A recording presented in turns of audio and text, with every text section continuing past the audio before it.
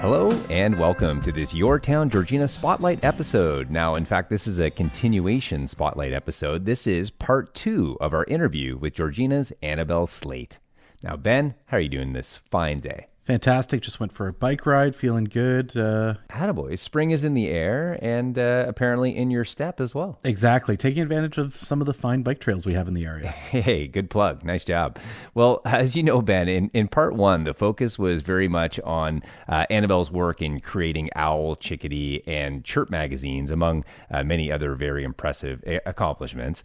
In part 2 of our interview, we pivot to the great work that Annabel has done to support our town and its natural surroundings, including the lake. Now, Ben, I don't have to tell you, it's not a short list. No, definitely not. Well, that same commitment, that passion, that hard work that she brought to OWL and its sister publications has been applied to many projects that have had a positive impact on our town. So this episode is very much about Annabel and Georgina. And we'll talk about the Georgina book, the Ladies of the Lake, and the Ontario Water Centre, the Lake Simcoe Coordinating Committee, even dip a toe into the topic of Clearwater Farm. And Ben, fair warning to all our listeners, there will be some nudity in this episode, auditory nudity, that is. Okay. Do we still need the explicit tag on the podcast if that's the case? This is a great question. I'm going to have to look into this. Does auditory nudity count? Well, we're going to find out one way or another. So, guys, settle in. Here's part 2 of our interview with Annabel Slaight. I see myself in the water and my footprints in the sand. Okay, now I feel like we could stay on that topic longer, but I'm very eager to get your Georgina story. So you mentioned some of your early experiences with the lake and the area. How did you come to be a resident of the town? Well, we were cottagers first. Yeah. So my husband and I, right after we were married, actually, we met at a cottage on Lake Simcoe. No kidding. Yeah, here in Georgina. Oh, wow. And we decided that one of the first things we were going to do is to see if we could find a cottage on the lake. Mm-hmm. And we did. So it was very small. Yeah. It was about 600 square feet. Right. Well, that's what it was back then. This was cottage including the garage, which was also the shower. Wow. Really? And it was great. The sunsets were beautiful, and every weekend and holidays we were up here. Oh, yeah. And so we've been part of Georgina for a long, long time. Yeah, that's amazing. I know. I usually, when I'm talking to someone, I say, 84. I'm 40 years in, but I think you've got me beat, Annabel. I think I might. I'm not going to give you any numbers. No problem. I won't press. Well, clearly the town, it's obviously something that you love, and you've brought your passion for learning, for community, and for environmental awareness too. And maybe before we start to unpack some of what that looks like, there's a thread that seems to run through pretty much everything that you do, and that's a love of nature and maybe a determination to protect it as well. And well, we spoke about this just briefly earlier, and maybe the impact of your early experiences. Can you maybe build on where did this come from? Has nature always been a passion, or was it really driven by those early experiences as a child here? I think no, I was never interested in nature as sort of an abstract thing. Okay. It was always experience. It was always the wonder of looking at something and seeing, what does that toad really look like? What would it look like if it was upside down? Yeah. The opportunity to explore without really anybody teaching me anything was what was great about it. Yeah. Yeah. Okay. Well, I want to start to talk about some of the ways that you've engaged with and supported our community. And we'll ultimately get to what that looks like today. And I may be doing things a bit out of order, but maybe let's start with the Georgina book. So published in 2010, the full title is The Georgina Book, What Citizens Value Most. Now, first, let me tell you how much I love this book. It's such a great mix of history, celebration, pride, but with a very important underlying theme that's focused on the natural environment and its preservation and protection. Can you tell us, how did the Georgina book come about? Well, before it was a book, it was maps. Yeah, okay. So one of the things that I discovered after having been in Georgina for a while is how much people thought it wasn't a very good place to be at. You know, it's only Lake Simcoe. It's not one of those beautiful sparkling lakes up at the north. Sure. So I was so amazed at how beautiful this place was. Mm-hmm. When you get right down to it. People love it. So what is this disconnect? Mm-hmm. So we decided to pick a spot and see what people felt about it. And one of the places, which is kind of very cool looking, is Baldwin, the Baldwin area. The river goes through. Sure. There's that mill pond. Of course, yeah. Just a beautiful place. And so we went out to a landscape architect, Mark Setter, was my partner in crime doing this. We went out and talked to people in Baldwin, and we found that people loved it. And so we said, well, you know, what if we were to do a map of this place? And they said, oh, great, we'll help. And so people brought photographs and memories and took pictures of the tombstone where their grandfather was, with the names just painted on the cement. And tiny details, and people who sang about the place. There was a barbershop quartet group there. And so all these wonderful experiences seemed to gather together. And so the Baldwin map was created. And I remember we had a little party, and somebody made this beautiful cake which had a map of Baldwin on the cake with one candle, which said, Baldwin, the center of the world. Nice. And so we went and talked to the town of Georgina about helping us get, if we were to divide Georgina into sort of 8 sections, what would they be? Yeah. And let's try and start doing maps of them all. So it all started with the maps. It's interesting because that's obviously a central, kind of a central part of the book, but there's also so much more. You describe the photographs and some of the stories and whatnot. And one of the fascinating things I found about the book was these references to some of these historical figures where I knew all of these names. Like this gentleman's last name is Morton. This one's Pollock. This one's Silas. And I'm like, I know all of these streets, and I've been here long enough that I have an experience probably on all of these streets. So for me, again, being proud of this town and loving this town, it was really interesting to learn a little bit more about some of the forces that created it, some of the people that created it. Yeah, I thought it was really, really interesting. Now, it's actually the book itself says that it was created by the Alliance for a Better Georgina. What comprised that alliance, or was that yourself and Mark and your other contributors? A few other people, yeah. I think it was set up primarily to do that, to do the book. To do the book, okay. Or to do the maps and then the book. But we did get involved in speaking out about, when the Maskinonge River needed some help, we had a party for that. I mean, so once again, we were kind of wandering where the story led us. Yeah, great way to do it. Bringing that approach back into this one, into this project. I love it. Yeah, no, that was really interesting too. It starts off. I've been reading it word for word, and so it starts off with kind of the story of, or the tale of two rivers, right, with the Mascononge and the Black River as well.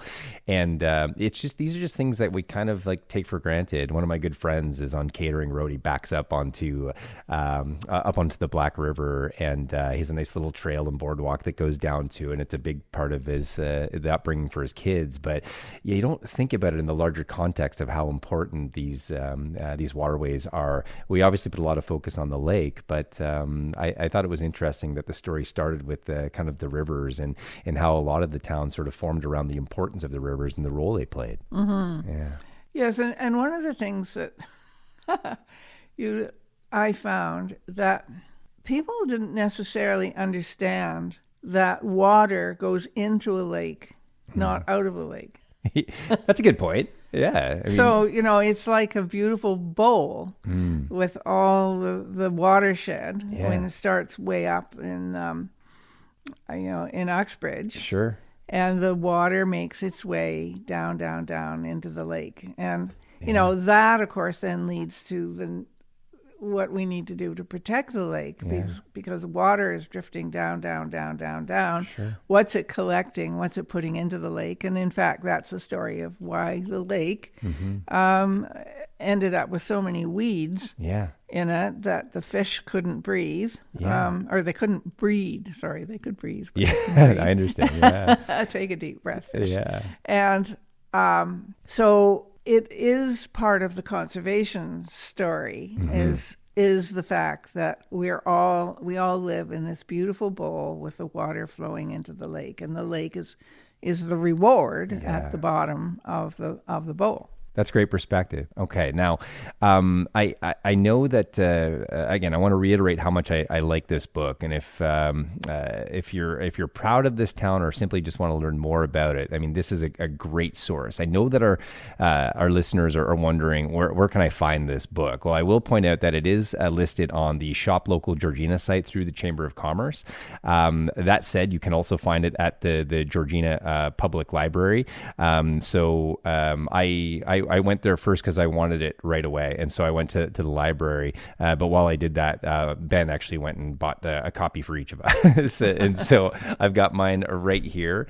And I think if you're a proud Georgina resident, this is a great coffee table book. This needs to be sitting on the coffee table for people to look at, your visitors, your guests, and just so much beyond all the text. Lots of great imagery and it's a little out of date now, but not that much actually. The roots of everything that is there still hold. Yeah, good call. Well, you were let's stay on the lake a little bit, and I'll do another small pivot here to the Ladies of the Lake and ultimately the Ontario Water Centre. Can I ask you, how did the Ladies of the Lake, how did that come about, and maybe what were the objectives? The beginning of the Ladies of the Lake did not begin with ladies or the lake, actually. Okay. All right. We were involved, a few of us, including some of the people who were involved in the Georgina book, involving young people in helping people to understand about how we needed to protect that lake. Back to the story of this bowl, of this watershed, and that if you put things into the water or fertilizer on your lawn or blacktop on your driveway, it all just washes down, and it's all part of what is making the lake sick. And we don't want people to feel badly about what they do, but just to be aware of this. So we actually had some university students involved, helping people to understand that. Great. And we needed to raise some money to help them get the tools and stuff that they needed. And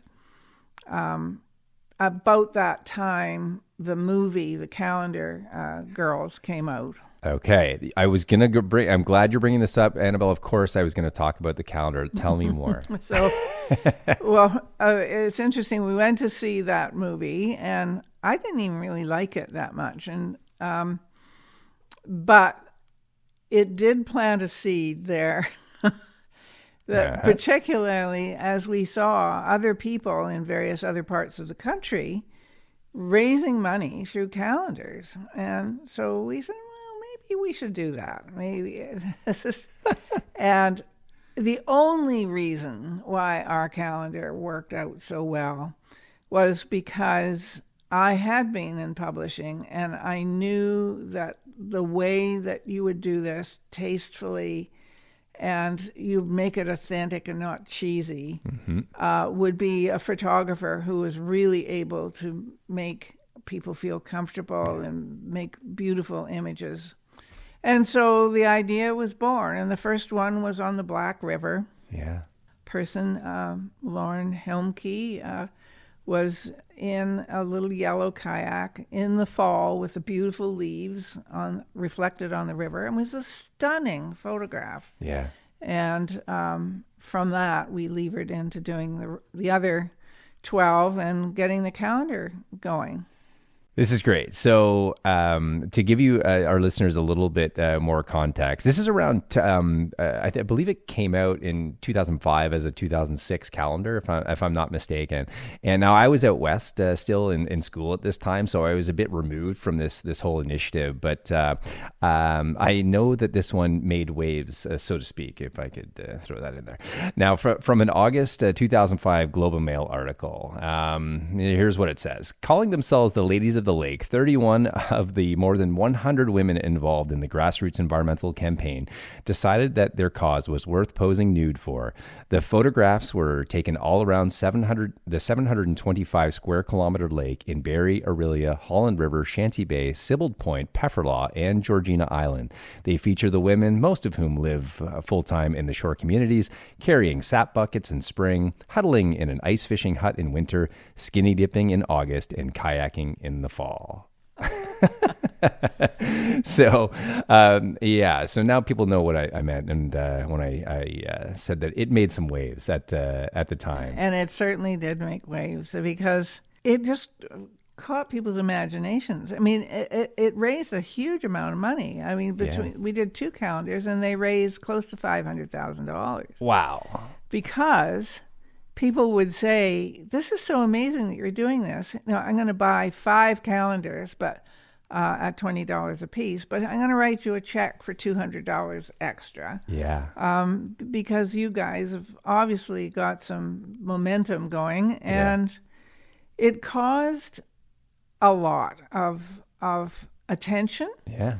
And it actually, I mean, we were not the only people who were noticing Lake Simcoe needed some help. Yeah. And lots of other people were doing things. So this was kind of the thing that lifted the whole thing up a level. Yeah. And it did get the Ontario government to pay attention, and they did implement a Lake Simcoe Protection Act and plan, and the federal government put in a fund of $26 million to help, not giving it to us. Yeah, sure.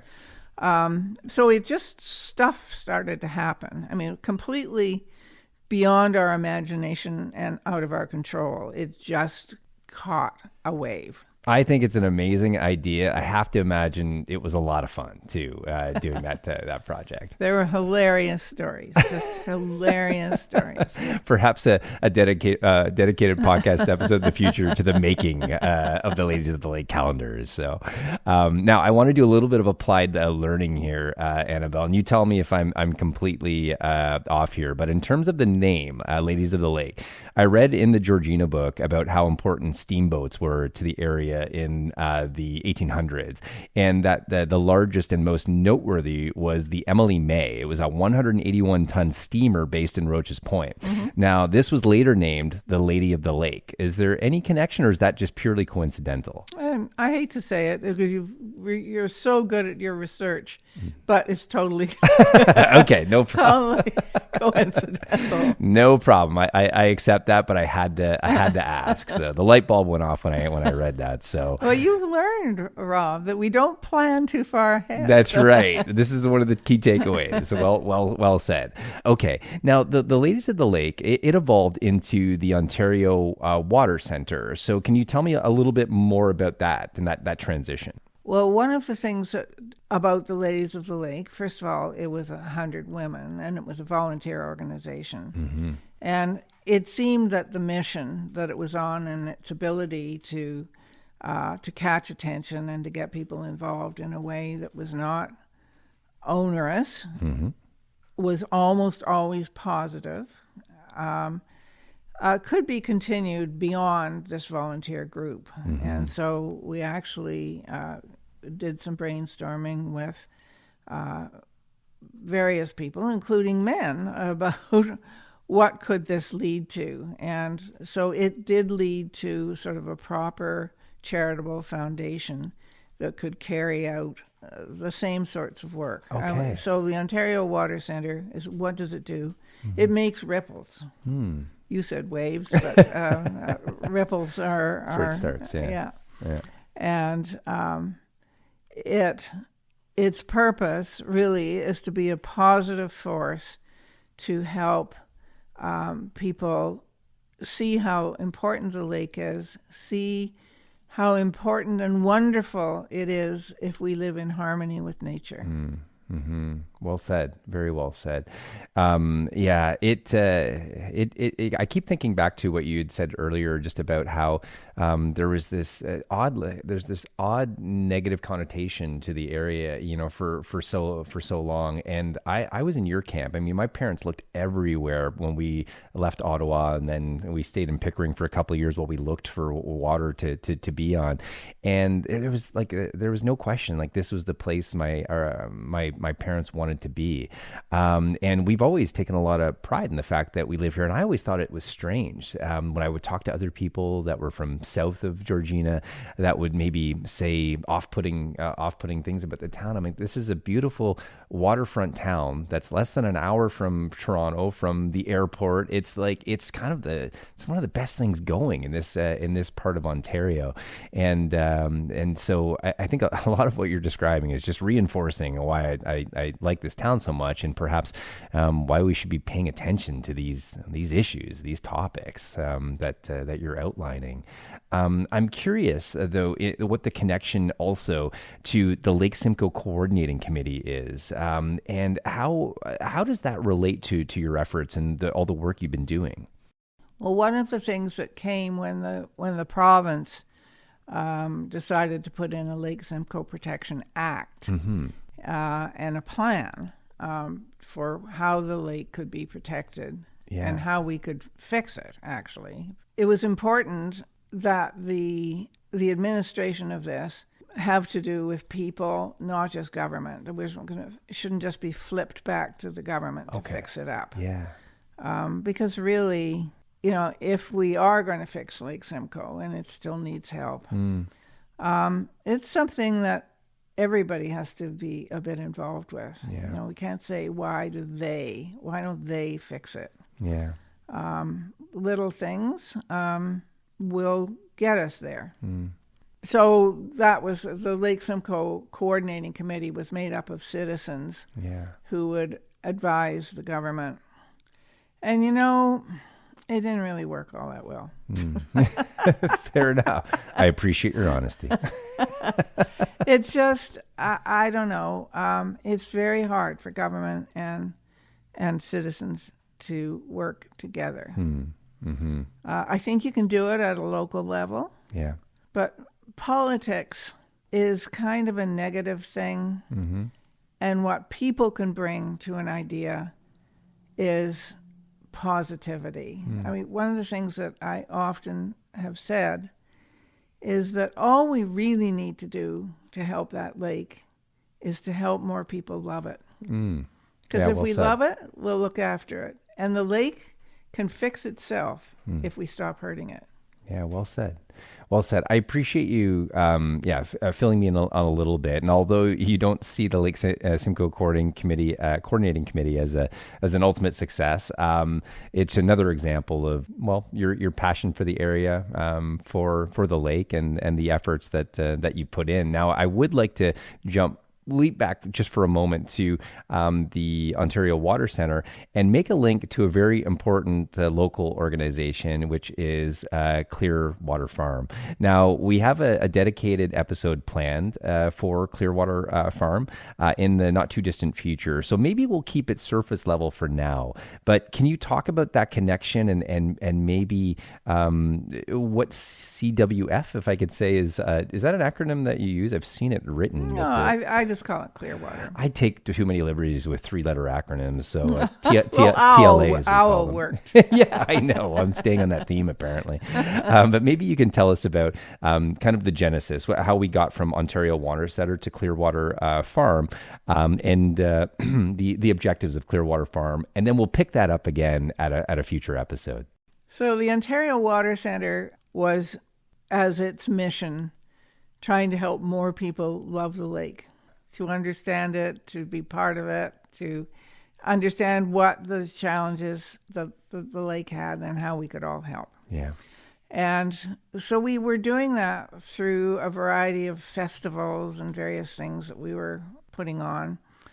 And we always had to set them up in parks, and sometimes it rained, and we were 2 years in a row, we were washed out like at 12:05. Yeah. Oh, man. On a Saturday. Oh, man. And it was just a lot to try and do. And when the town acquired the old Sador Reed Farm, which had been in the same family for 180 years. Sador, there's a name that has been around a while. Yeah, and Reed. And Reed, yeah. That they were trying to figure out what to do with it. The town bought the property. Okay. Because they felt that they wanted to acquire some more lakefront property that could be used for the public good. So, because a lot of cottages are in the way. Of course, yeah. So then they wondered what it was that should happen at the farm. And there were all kinds of ideas by various people. And the Ontario Water Centre said, it's a 180-year-old farm. It's on the lake. It's totally unique. Yeah. It's fabulous. Why not just keep it what it is? It's earned a place. And one of the things about the farm is that on the farm is this tree, it's a maple tree that probably 250 years old, which was a trading tree where early pioneers and Chippewa families met and traded goods. And, it was steeped in history and stories. And it, had a barn that was 112 years old and an old farmhouse. And it was just ripe for being a place that could do what we were trying to do with all these little events that we were holding around. It would be consistently a place where people could come, learn to love the land, love the lake. Kids could explore and do the things, experiential learning where they were finding out things without people teaching them all the time. They were just finding out. And young farmers could be learning how to farm, doing it in a way that helps the lake as well as making healthy food for people. It could be a place where the arts, where music, where that was just it could be a wonderful place for Georgina to embrace. Yeah. And so we kind of talked like that to the town, and the town said, okay, they like that. Do a business plan and see if you can come up with a way that you could do it and not, lose your shirt or make a mess of it. And so we did, and there we were. That became Clearwater Farm. Clearwater Farm. That's great. That's really good foreshadowing, and I definitely want to dive into how that all played out and what that story looks like today. And but great foreshadowing again for our future episode on Clearwater Farm. Now, as we approach the end of our time together, can I ask, as someone who is so passionate about the town and supporting the health of its natural environment, what advice would you give to those who want to do their part? In other words, what can the average citizen do to support the lake and our natural environment at a local level? I think the very first thing they should do is go down to the lake Maybe it's a sunset. Maybe it's a sunrise. Maybe it's a storm. And just put your toes in the water. You're going to be able to do that soon without freezing them off. And just absorb it. Just look out there and see what is going on. And let the lake speak to you, because it will tell you what needs to happen.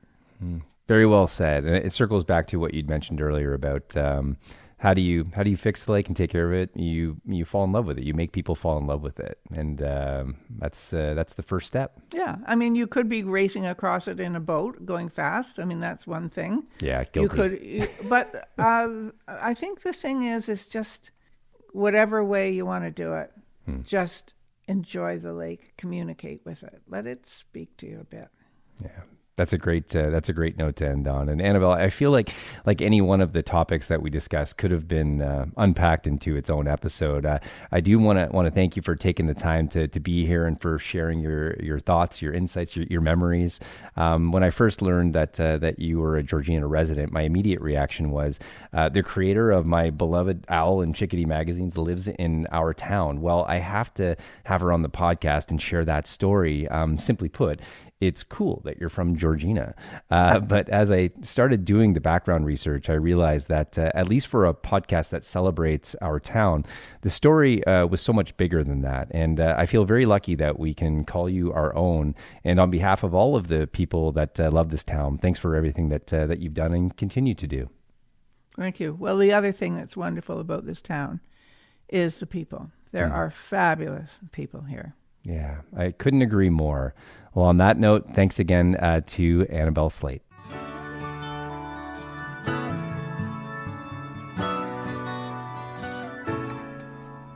So, Ben, there you have it, part 2 of our interview with Annabel Slaight. She was pretty gracious to give us as much time as she did.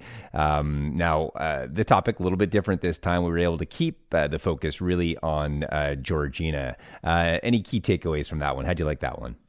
It was really fascinating. One thing that really stuck out to me was when they did Ladies of the Lake, how it kind of started a money's domino, if you will, because they started the fundraising, and then all of a sudden the federal government and the provincial government and they started getting these grants and all sorts of things. And I just found it funny that calendar started so much. Yeah, that's a really good point. It really grew into something pretty big. In fact, she made the point that it was originally, it really had nothing to do with ladies or essentially calendars, anything like that. It was about engaging young people on the importance of protecting the lake. And then it kind of grew into there. We had university students that were coming in. We needed fundraising. And it just so happened that calendars seemed to be a popular thing to do at the time. It's true. All thanks to Helen Mirren, I guess. Big Helen Mirren fan. Never miss an opportunity, do you? How can you not be? All right. Well, we covered a lot, of course, as I mentioned in the preamble. We went through the Georgina book. I stand by what I said. I think that hey, if you're proud of this town, or even if you want to just know more, what a great book to have laying around or sitting on the coffee table and just be able to leaf through. Highly recommended. We, of course, did talk about Ladies of the Lake and the Ontario Water Centre and some of the fine work that took place there. We got to the Lake Simcoe Coordinating Committee.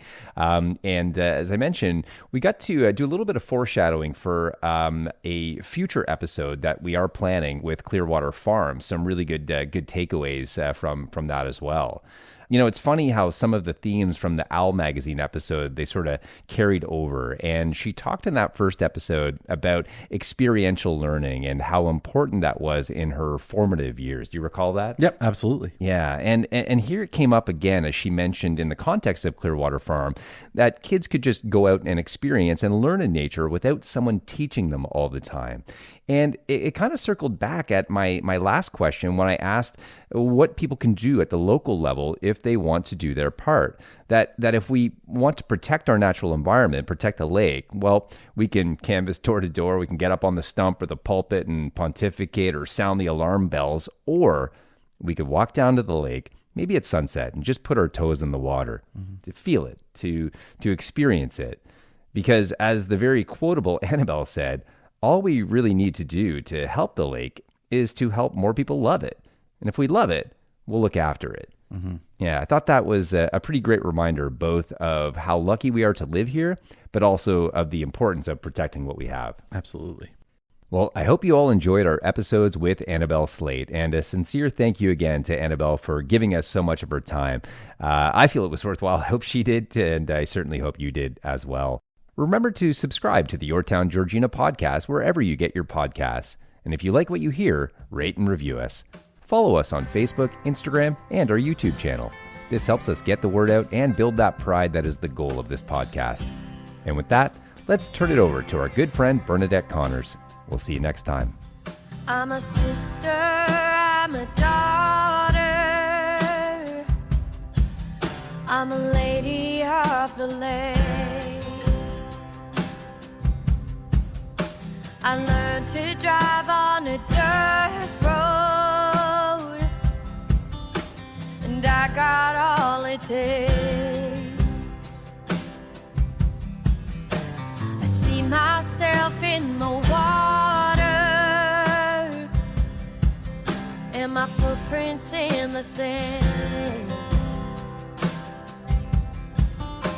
The moon can push and pull the tide, but this is where I stand.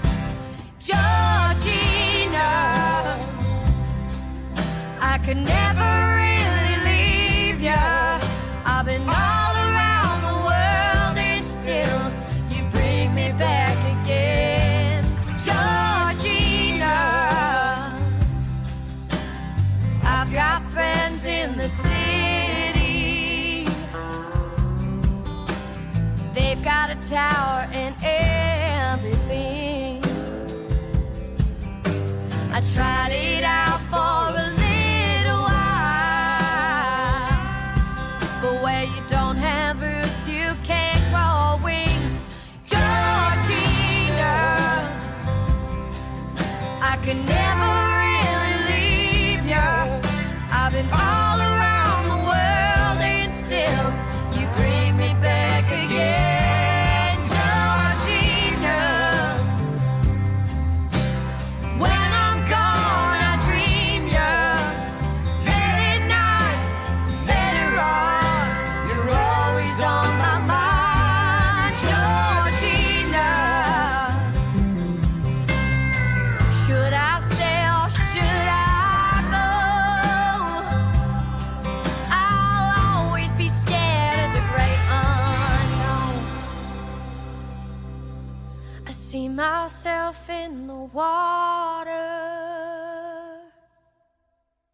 I see myself in the water.